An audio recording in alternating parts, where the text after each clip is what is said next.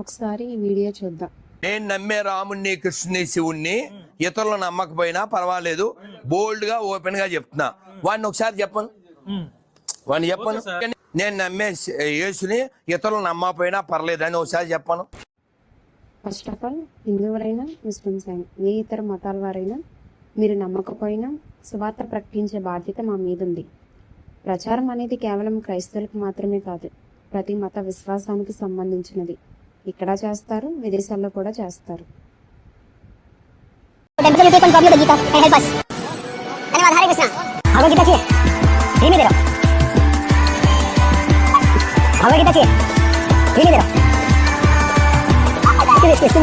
Check this out, real fast.